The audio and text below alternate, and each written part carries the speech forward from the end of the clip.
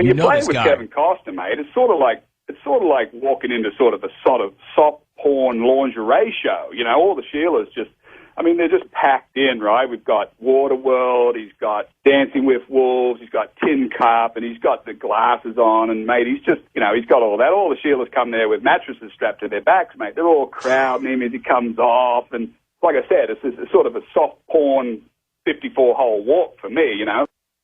Sort of a soft porn 54-hole walk for me. Only Elk. A phrase like that could only come from one guy, Steve Elkington, still the reigning king of interviews here in this program. And he joins us now to share his thoughts on the Masters. Elk, what's up, mate? How are you? Good morning, Jimmy. Good morning, Elk. How's your life? Oh, excellent, mate. Good job by the button pushers getting Charles Schwartzel on the show this morning. That was epic. As everyone watched the Masters yesterday, and wasn't it a great event, mate? Oh, it was amazing, Elk. Before we talk about the champ, why don't you give me your thoughts on what you saw Sunday? It was a great event. Have you ever seen a final round at Augusta that crazy and that chaotic? No, we had all the boys over yesterday, and we all sort of picked scores, what we thought was going to win. And to be honest, I thought Rory McIlroy would just sort of plow right through the field. His swing looked so good.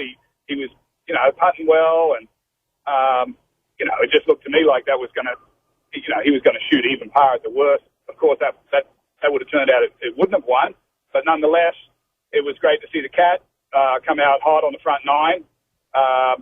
There was a ton of guys, a ton of Australians that we're all pulling so hard for. We've never won a green jacket coming from Australia, so it was an amazing day, to be honest. Yeah, there's so many good things there, Elk. Talk for a minute about Rory McIlroy. He's still just 21. He's got so much game. He's so good.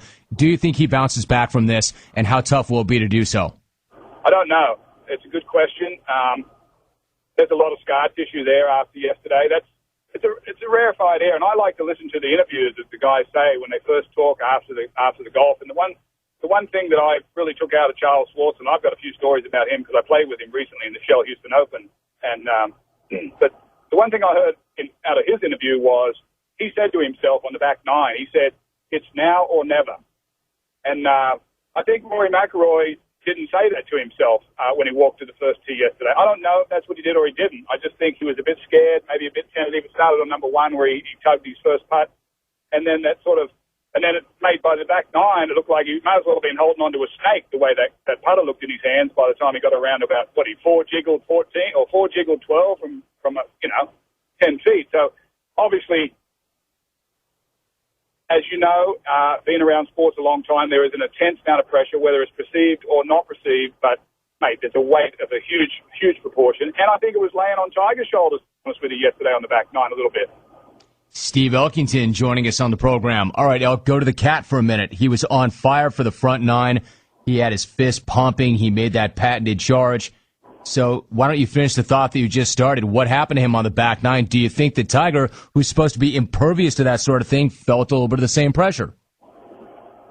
Well, I can't draw that, but, even if he the 12, right? So he goes to 11. Let's let him hit it on the green at 13, and he two-putts that for a feather, and let's give him the eagle putt at 15. He still comes up one short. So, yeah, he missed a couple of short putts, but, mate, he made everything on the front. And how about that three-wood he's hit around the corner? I mean, the guy's got so many shots, and it's just, I think I said this recently somewhere. It's like saying the Cat's not going to come back, sort of like saying that I've got a great white shark at the house that I hand feed, mate. It's not going to happen. But he's never come from behind in a major, and all the boys know, like McIlroy, Schwartzel, all, in case you notice, they're all, like 3-wood or driver, 7-iron. So they're all going to, you sort of sense that I think we all sensed that once we got around to about 13, the score was going to be 12 or 13 under. That's at least in my living room we were thinking. Yeah, it just seems like I'd have more confidence in Tiger from 12 or 15 feet away than 5 feet away. What is that? I mean, how do you explain him missing that many key short putts when it matters most? The one at 12, I don't know what happened at 12. 12 is a real flat green, and a lot of times at Augusta, the green they're all hilly, and that one's the flat. And I think you try to read something into it. He pulled that one, and then at 15, we were all sitting there, and he missed that putt. The same putt like the year before or the 2 years before. Same eagle putt he missed.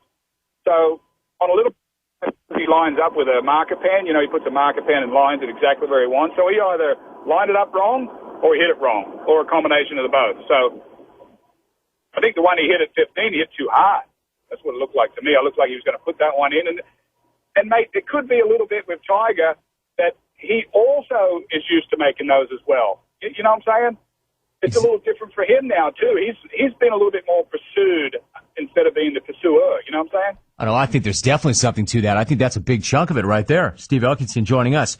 All right, Elk, so you mentioned you had a couple of stories about Charles Schwartzel. You played with him at the Shell Open. When you played alongside of him, did you see anything in him that led you to believe he had this kind of week in him?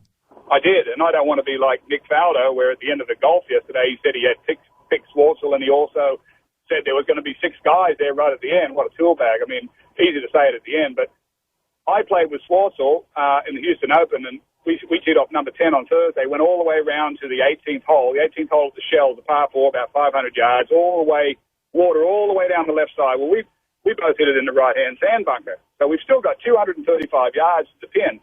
And I told my wife, I said, look, I'm really looking forward to playing with Schwartzel because I know he's won 6 tournaments. I've seen his swing on TV, and it looks good, mate. So I go into the bunker, and I'm looking. I got 235. It's his shot. Win, 200 shot, water all the way down the left, pin all the way tucked in the back right corner. I reckon he took a 2-iron, went in there, and I'm telling you, he absolutely shellacked this 2-iron out of the bunker and flew it all the way back to the hole, 233, out of a sand bunker. And I turned to T.O., who's caddying for him. I said, mate, did you see that? And he said, yeah, that was, jeez, mate, how good was that? So at the end of the day, I told my wife when I was coming home, I said, look, honey, I just play with a guy that's probably the most gifted player I've ever seen. She says, really? She said, you shot 68. You beat him by 5 today. I didn't see that. And I said, no, I'm serious. I'm dead serious. I said, the guy has got so much game, maybe more game than any other South African, maybe more than any other young player I've ever seen. So the thing I liked about Charles Schwartzel, we had a pretty good, BS session going on around there. He's a real historian of golf. He loves golf, very, very respectful. And I knew he had a little bit more than even what I saw when he said, how long have you been out here anyway? And I said, mate, I've been on tour 26 years. He says, mate, he said, that's how old I am. And I said, yeah, I know, I already know that. I said, you think I'm old, don't you? And he said, I don't think you're old, mate. He said, I know you're old. So when he said that to me, I knew he had a little moxie in there too, right? So I pulled his caddy aside, Greg, and after the second round, we finished. I shot maybe 2 or 3 under, and he was about 1 or 2 under. I clipped him, and I pulled Greg aside. Greg won the US Open. Good caddy, good guy. And I said, mate, you're caddying for the best player, one of the best players I've ever seen. And I tell you what, he'll win the Masters next week because he was making like 5 practice swings behind the ball, and he's so natural, right? I said, he's just so natural to swing, so beautiful, so crisp. Everything was, mate, he just absolutely just catches it flush every time, right? I'm talking about smash, right? The ball breaks the air. Not only does he get smashed from just the swing, but the ball, when it leaves the face, mate, it's just tremendous. So I said, if he stands behind the ball at the Masters next week and doesn't take tons of practice swings and just visualizes what the shot is going to hit, I said he'll win the Masters.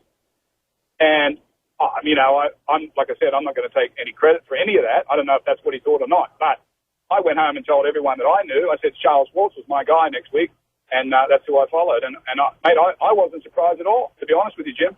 Well done, Elk. Well done. Well told. The Aussies certainly had a look at it. Elk, did you think that this was the time that you'd get your first Masters? And had an Aussie won that, what would it have meant? Oh, mate, when Adam Scott, his swing looks great. I mean, he went through a bit of a period there, and he's playing with a long putter, and I'm not a long putter guy, and I'll tell you why I'm not a long putter guy. If a guy can't putt at all, and then you give him a long putter, and now he's going to almost win the Masters, then it's not fair. It's not right. I mean, the guy either he can't handle his nerves with a short putter, and if you go to a long one, it makes him one of the best in the world. Rubbish. So I was against the long putter, but a couple of good friends of mine, Scott McCarron, who stayed with me last week, the long putter guy. So I'm okay. It's legal. That's cool. But when Adam Scott hit it, tap in at 16, I'm thinking that's 12. Okay, he's going to rip it up there. He's going to make par there. I thought, well, here it is. And then, of course, Jason Day. Jason Day, to me, I reckon Jason Day probably, he's been touted as being a pretty strong player. He looked to me like he handled it. He took it on the front. He was nervous. He said he was nervous, et cetera, et cetera. And I think he handled it probably the best of one of the young. He could have easily won it as well, Jim. But getting back to your point of an Australian winning, mate, it's the only major we haven't won. All of our courses in Australia are set up like that, and it's a bit of a worry, mate. I don't know when it's going to happen. Elk, one last thought about the Cat. How do you think the rest of his career plays out? What kind of a player do you expect him to be? How many more majors do you think he'll win, if any?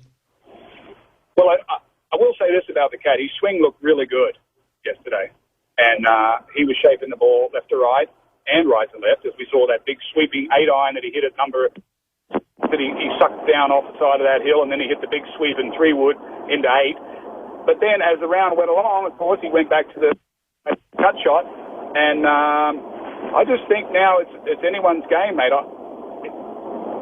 Look, you've got 4 European guys carrying all 4 majors right now. You've got Ooshausen's got the Open, you've got Keimer's got the PGA, you've got McDowell with the US Open, and you've got Schwartzel with the Masters. And to be honest with you, Jim, all 4 of those guys have got as many shots as he does, especially Schwartzel.